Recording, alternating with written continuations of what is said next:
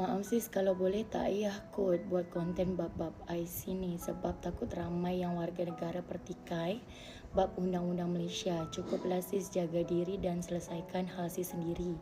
Tak semua benda kena show off, nanti hal yang senang jadi rumit bila kita beria dalam TikTok. Untuk Air Melo, thank you for your reminding. Terima kasih banyak. Tapi sebenarnya cuba awak perhatikan dulu. Yang saya beria tu yang sebelah mana?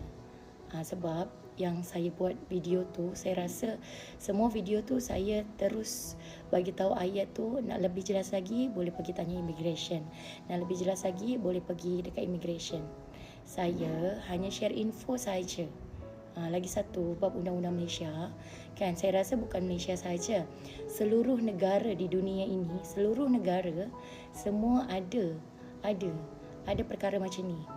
Okey, pendatang asing and then jadi ada dapat macam PR, permanent resident, semua. Bukan dekat Malaysia saja.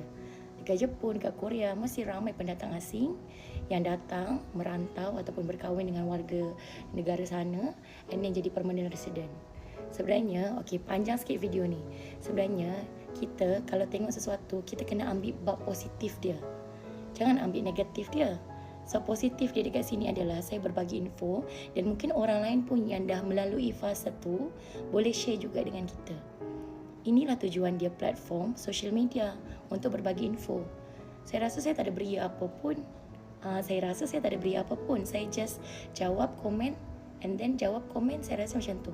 Dan tetap saya pergi bagi tahu, nak lebih jelas lagi, nak lebih detail lagi, pergi cari immigration, pergi datang immigration. Macam tu. Tapi thank you, okay, for your reminding.